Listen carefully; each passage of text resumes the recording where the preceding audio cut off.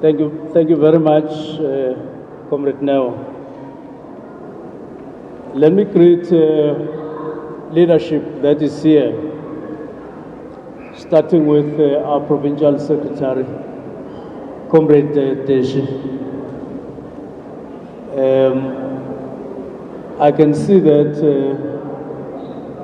he is going to go a long way as our provincial secretary is fresh from the box, having been recently elected, and I want to congratulate Northern Cape for the successful conference.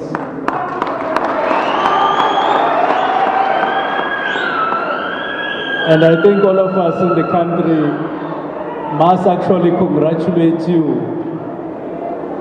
And I would remind the Deputy President tomorrow to first start by congratulating you, because we were reading about your conference from the media before, during, and after, and we're happy that it was a success, and all is well and good. Thanks, Comrade Neo, for leadership, and to Comrade So.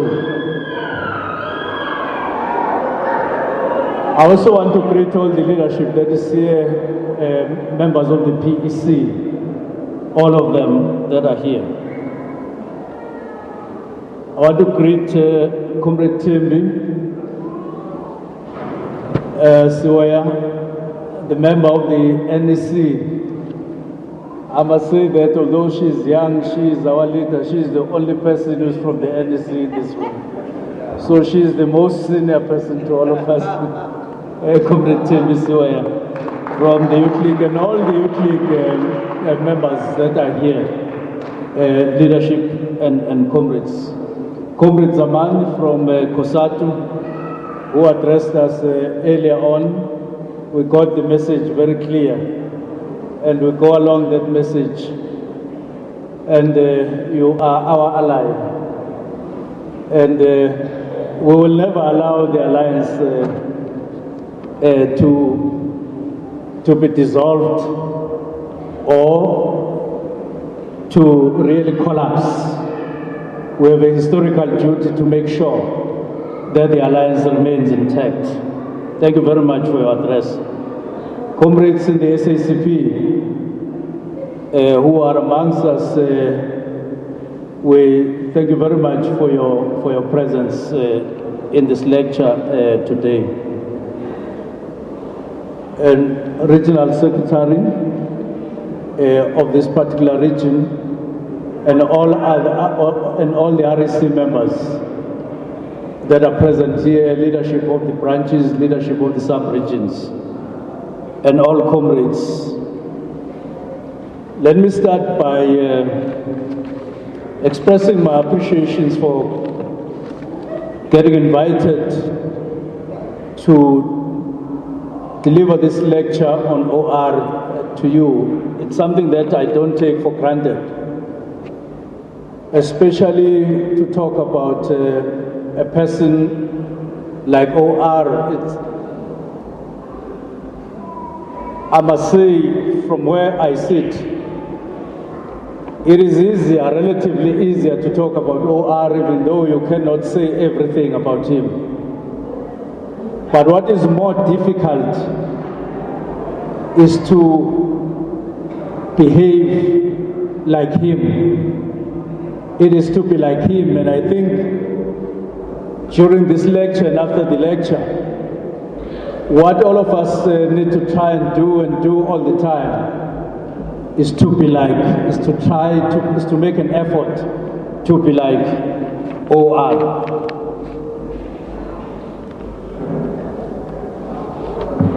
Comrade Deshi has already said that Comrade OR was born in Taolo, a village down in the Eastern Cape in an area called Bizana. But there is something that I want to say right from the beginning about Comrade OR. Except for the name Taolo, there is nothing else that is particularly important about the area. It's a rural area. a poor area, an area whose residents are ordinary rural people, and in many ways who are still looking forward to have all their dreams for freedom and liberation indeed getting fulfilled.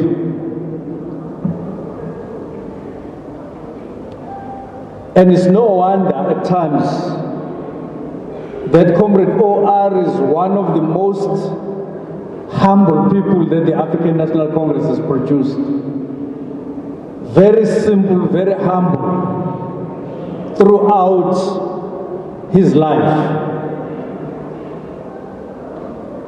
And I think right from the beginning, I'm not saying that humble people only come from rural areas and small villages, but I'm saying there is this particular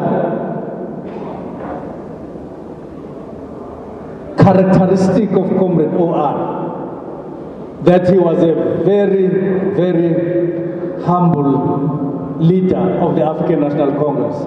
Yet, he had a brain that was as sharp as a razor. And he had the kind of leadership that remains a kind of a model to all of us in the African National Congress. The second thing that I want to say about Comrade OR is that he was born in Pizan, and when you drive from Pizan to Umtata and outside Umtata to Kunu, where another leader, great leader of the African National Congress was born and buried, Nelson Rolihlahla Mandela. It's a very close proximity. In about an hour you are there from Pizan, or just more than an hour to Umtata, particularly to Kunu. I don't know how God made this thing, that OR would be born in the Eastern Cape in Kantolo, and then Nelson Mandela would be born on the other side of Umtata, but in the Eastern Cape. Further, if you drive from Umtata to Ituchwa, towards East London, you drive for only 1 hour, and you get to the Mbegis, where Omgov was born and had a home at Dujo. Just an hour from that, more or less. Yet another great leader emerged in that other rural area, which is just like Kunu, which is just like Pizan and Kanto. And again, when you drive from Umtata towards the west, towards Queenstown, hardly an hour, you are at Ngobo, where Walter Sisulu was born. Just about an hour away.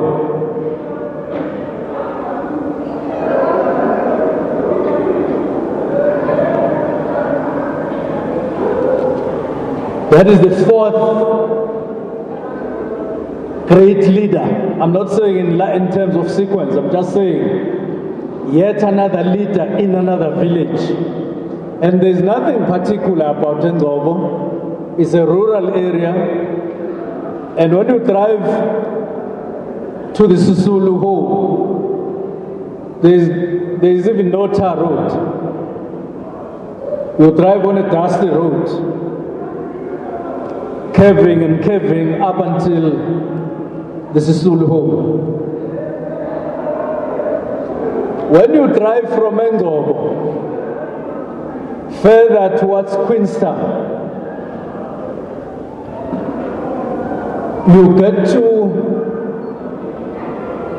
a place where Chris Hani was born. The same place where Chris Hani was born, Comrade Albertina Sisulu was also born in that particular area. I'm just pointing out at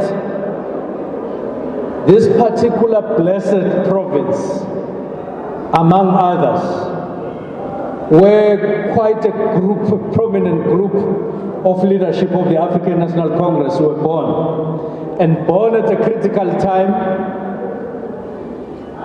and they all rose to the occasion in terms of their role in the struggle for liberation of ourselves, the people of South Africa and the black people in particular. But if you like, you can also proceed to King William's time. You will see that, you will note that Steve Biko was born there, still in the Eastern Cape.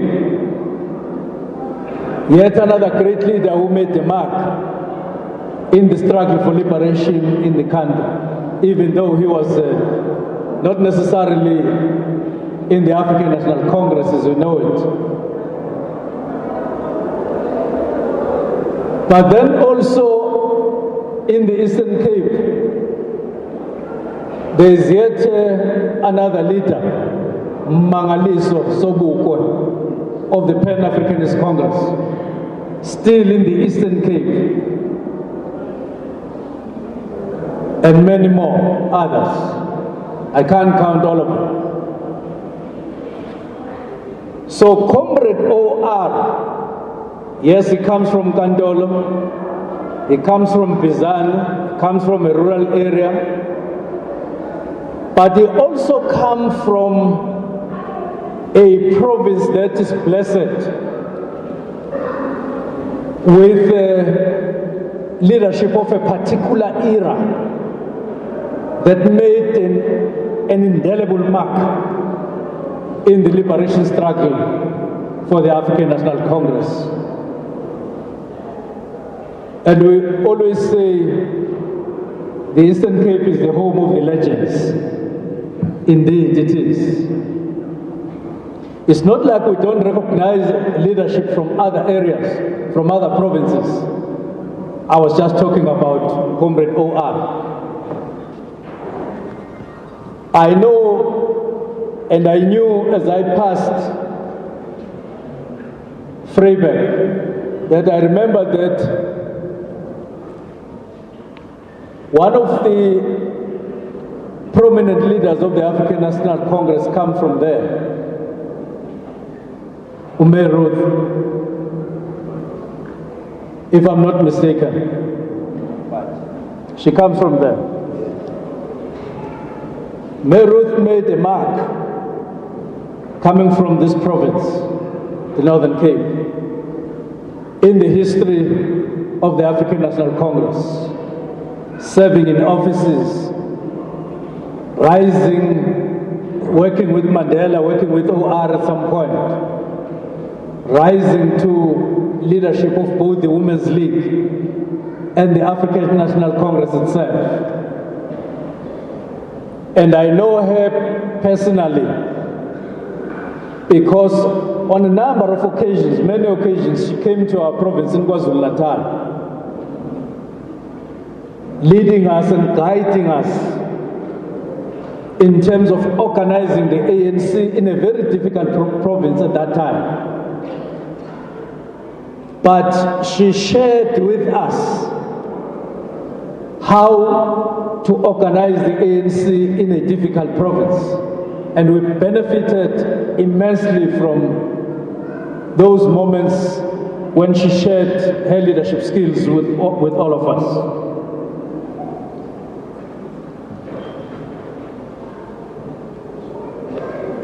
I want to just touch on one matter that I think is important before I get to OR in particular. I want to thank the SG of the ANC, Comrade Gwede Mantashe, for making a statement about the recent comments made by the president of Zimbabwe, Robert Mugabe.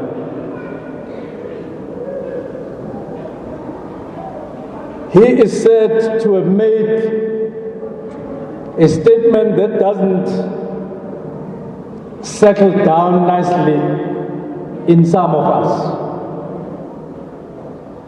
saying, among other things, as they said, Mandela only dreamt about his own freedom.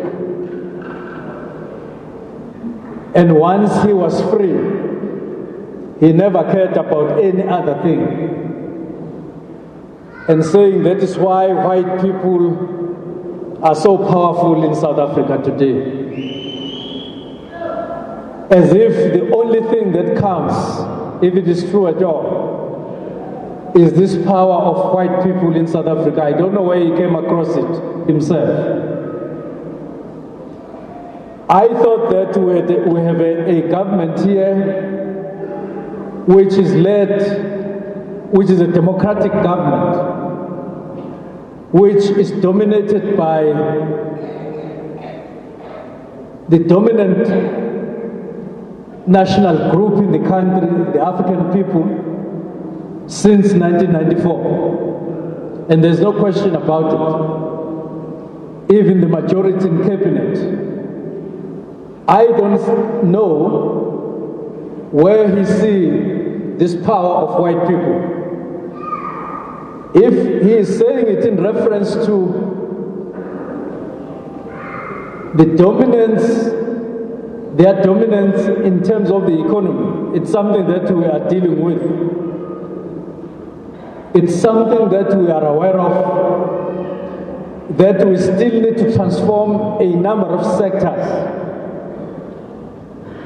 so that we push our agenda of empowering black people so that they get on top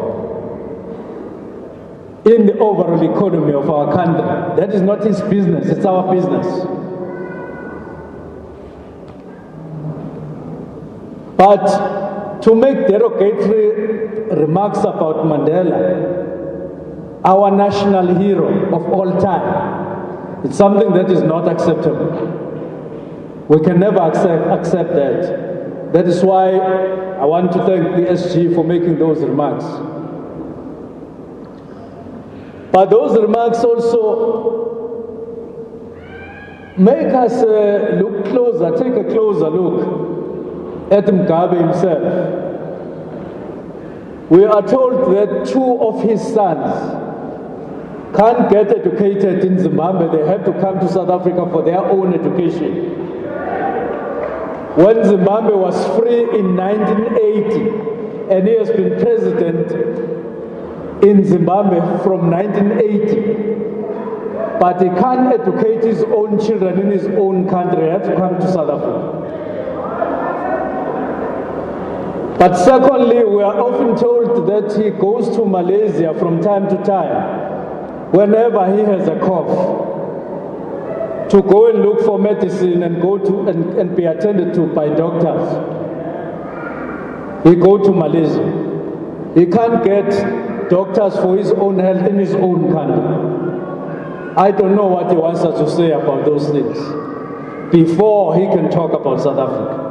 I'm just passing on those because his statements do not augur well. They don't settle very well among some of us. Comrade OR went to school in the local schools in his area,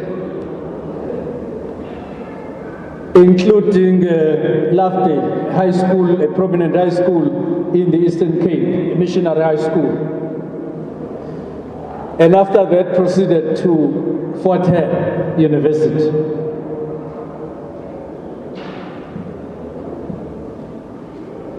And right through his schooling and education years, we see discipline of steel. This young Tambo taking his own education seriously as a youngster. Right up to high school, finishing his high school education on record without repeating a class. Proceeding to university, pursuing studies in maths and science, excelling in those particular subjects, up until he became aware of student politics and other things that go with education, with being a student at the university level. And he started attending to those other things, which later on got him fired from the university. But in his records, as a learner and as a high school student, as a university student, it is clear that he was very disciplined, that he was very serious about his education, that he was successful with his education. There's no doubt about that.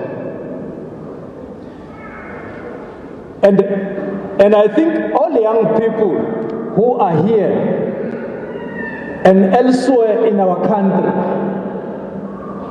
I think they must take a leaf out of OR as a youngster. Let us make our children, our youth, take education as their most important duty while they can, so that tomorrow we are led by educated people, once and for all. Once and for all.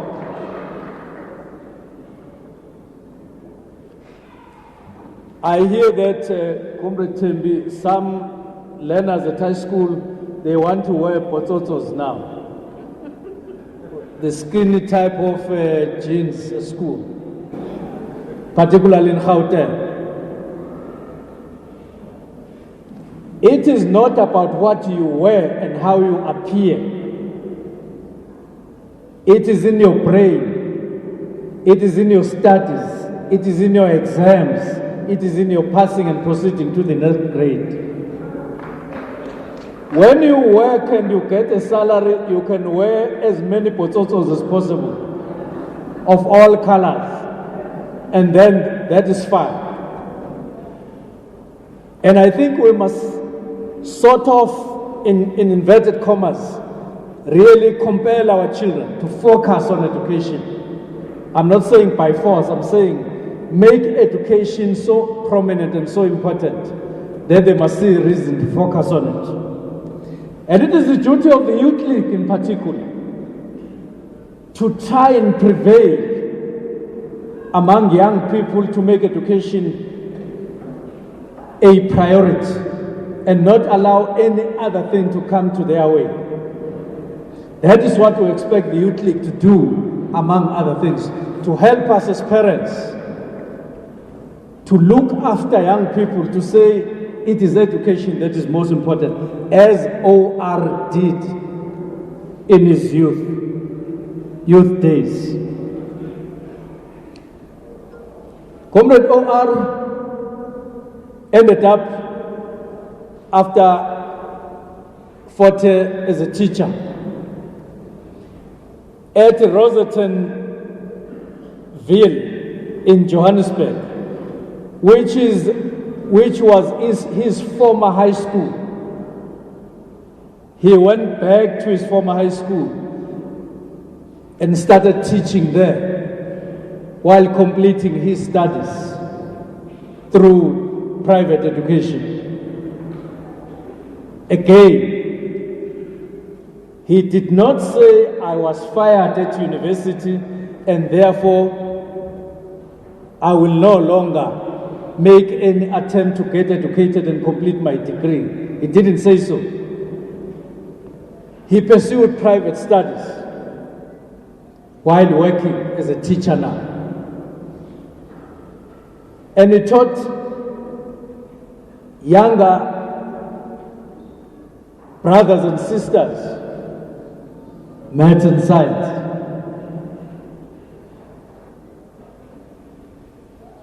He was showing commitment, as we get it from his principles, that he was a committed teacher, just like he was a committed student, just like he was a committed learner.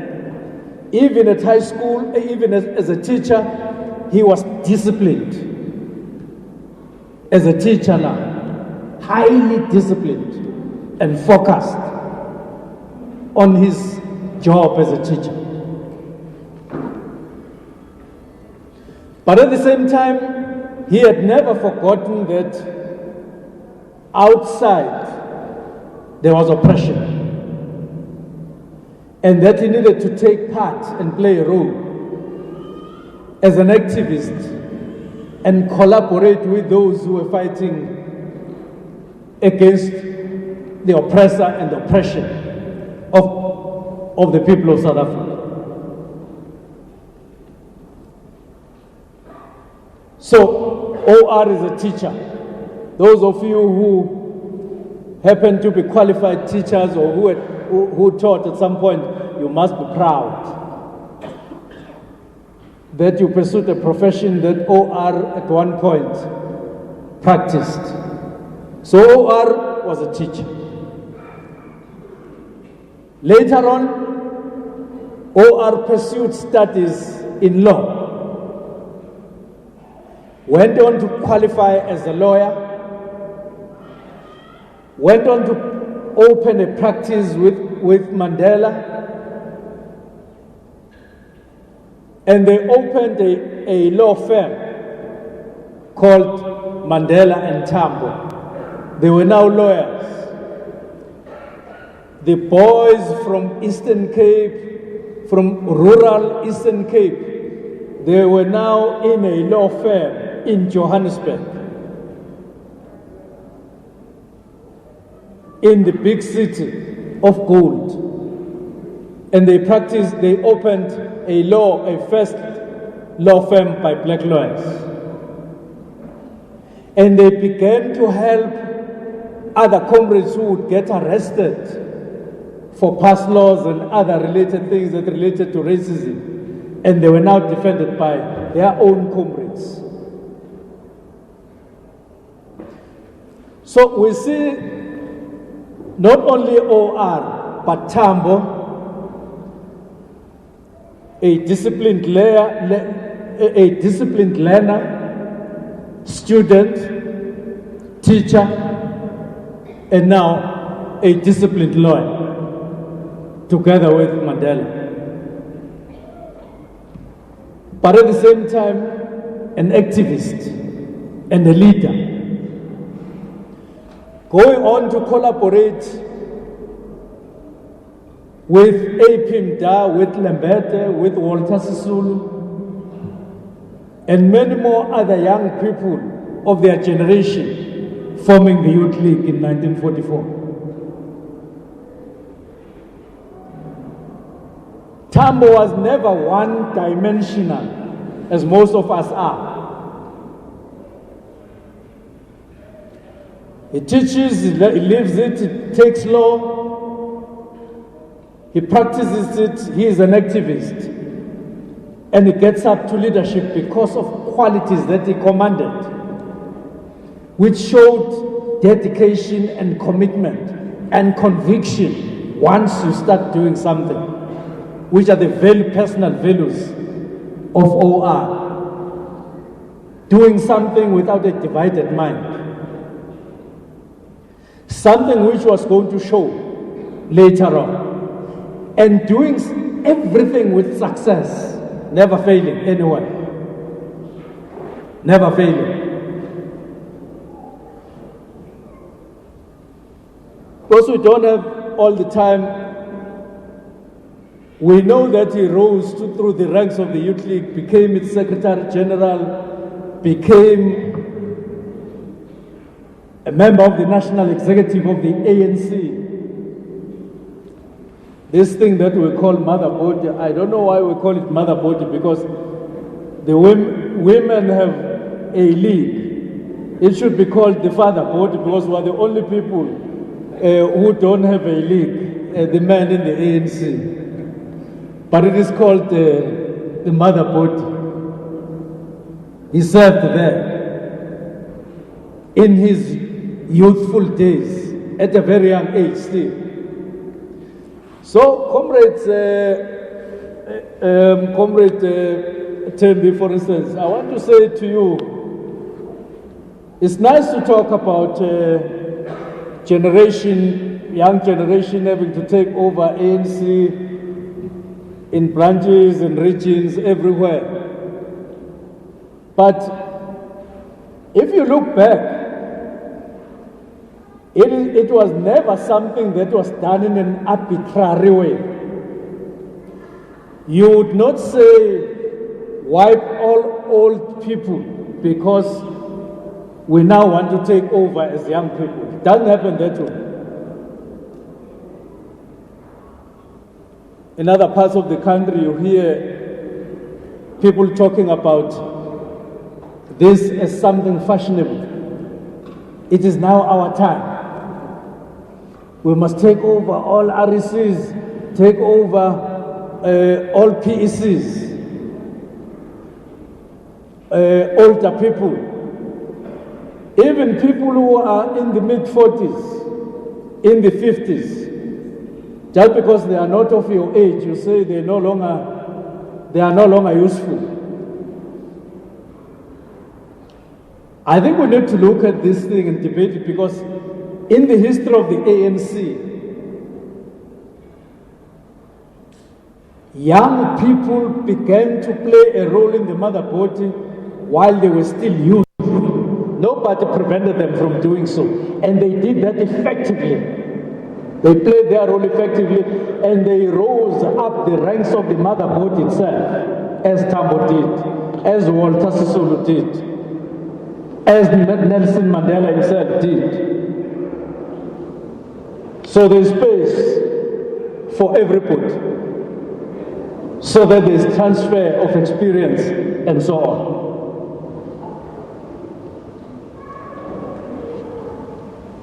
OR in 1957 got elected as deputy president of the African National Congress. 1957, deputizing Chief Albert Mchunu. This was year number 5 after the beginning of the Defiance campaign, which started in 52. And they were just imagine, it was still during the treason trial, which started in 1956.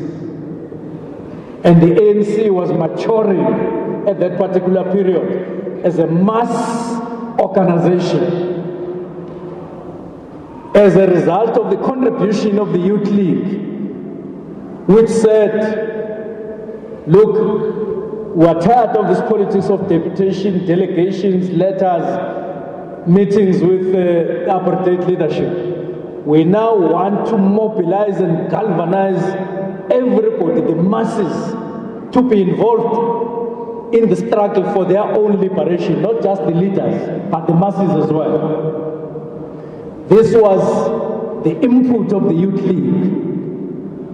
This was the Youth League injecting new vision, new methods, new ideas in the African National Congress as their own youthful contribution, which helped the ANC to be strong and to push harder in the struggle for liberation. So he got elected at that particular time, 1957. He was then 10 years later, 1967, when suddenly Chief Phetoe was allegedly hit by a train down in Kwazulu-Natal.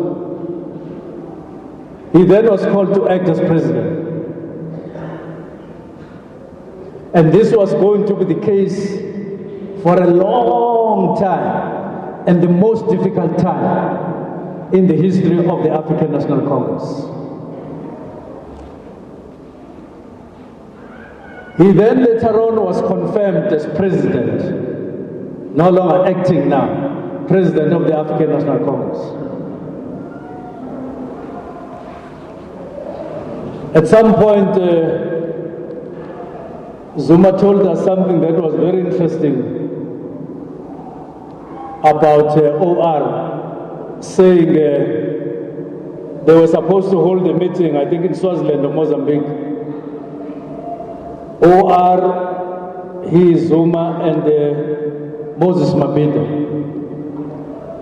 At that time, Moses Mabhida and Zuma used to smoke, and they were heavy smokers.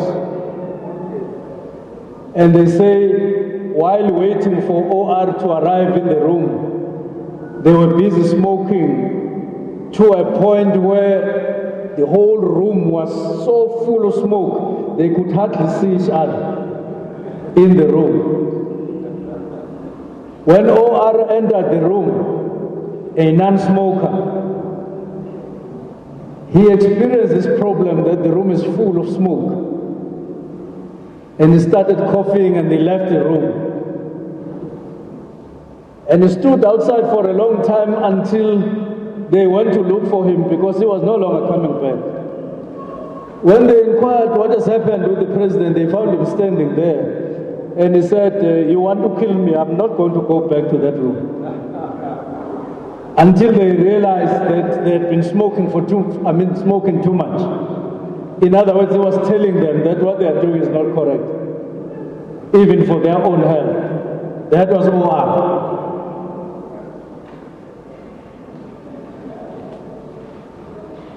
Later on, Comrade OR was to lead the African National Congress in exile, having left the country the instruction of the African National Congress in 1961. And he was going to live for good until 1991. Those who worked with OR all the time, people like Thabo Mbeki and many others, they say one and the same thing about OR. He was always punctual in meetings, came on time. That's discipline. You don't call a meeting and then you are the first one to come late. And I remember at some point when the president was Nelson Mandela and there were members of the National Executive, he once complained very bitterly about the fact that NEC members would never come on time. The meeting of the NEC would be called for 10 o'clock. Most of them would arrive at 11 o'clock. And the meeting would start at 11:30. When it was break, like lunchtime, they would be told, come back at 2. They would not come back at 2. They would start arriving at 2:15, 2:30, and by 2:45, all of them are there. And at some point, Nelson Mandela stopped the meeting of the NEC. And he said he does not understand what type of NEC members he was leading. People who can't honor their own decisions. They say we're going to come at 2 o'clock, they never come at 2 o'clock. And then he said, you hope to lead the nation when you can't lead yourselves. Discipline from another colleague of OR, discipline of steel. The last time I attended meetings of the NEC, I don't remember any NEC meeting starting on time. I'm honest. I never remember it. Comrade Deshi would tell us because he now sits in the NEC. I assume that things have since improved. They now start on time. Good luck. But I'm saying those comrades, let me summarize because we don't have all the time. let me just try to summarize the kind of leadership that we learned OR practiced when he led the African National Congress. So this first thing about discipline in terms of keeping time is just one thing that I wanted to start on. And I want to say to you, comrades, if you want this African National Congress to survive another 100 years, in the PEC, in the sub-regional meetings, in the RECs, let's keep time. Let us respect our own time, our own decisions ourselves, like OR did.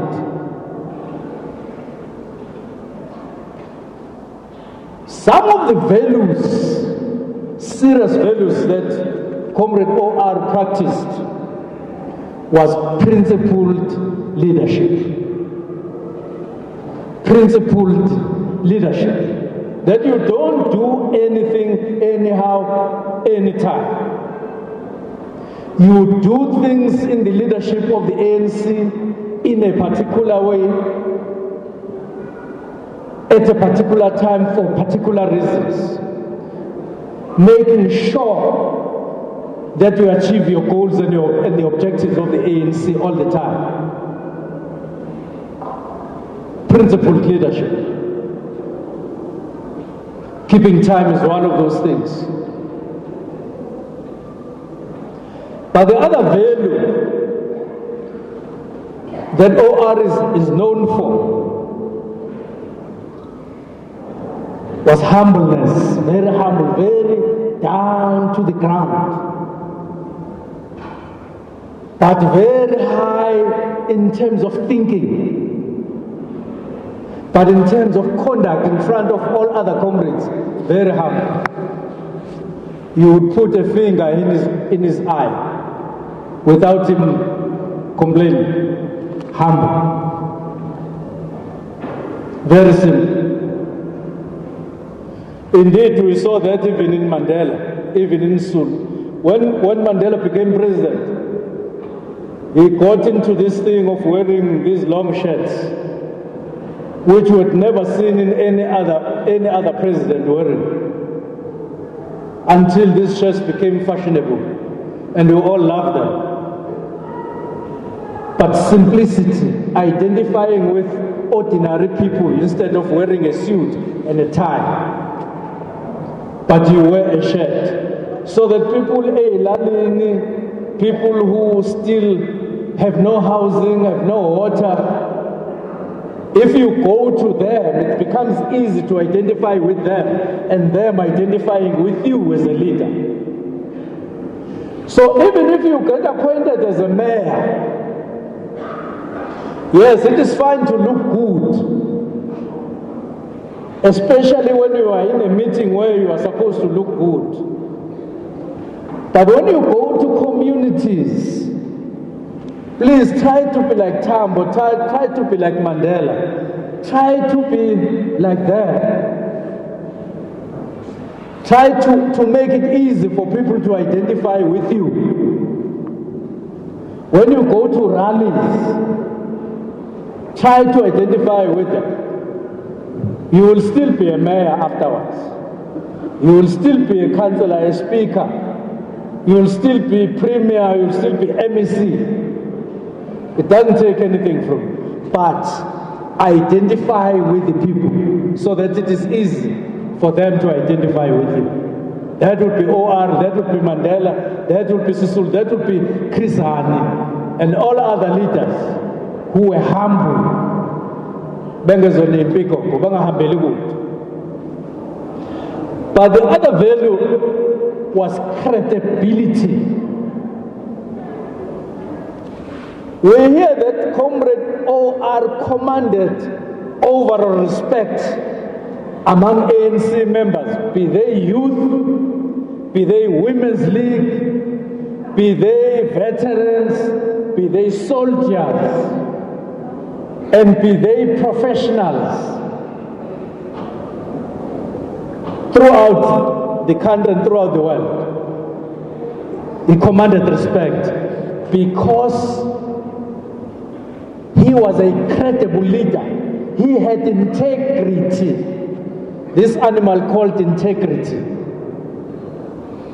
Isigri nesithunzi, isizotha. When he was in front of you, you would feel the president in front of me. The president who leads all of us, not the president who leads them, and not us or us, not them. You would feel it. Nowhere in the history of the ANC and in the profile of OR do we learn or do we get told about OR behaving in a manner that divided the organization. Nowhere. Because he had integrity and he had this quality of understanding that he must be available and he must appeal to all members of the ANC without dividing them, without seeking favor to these or those ones and so on. That is OR.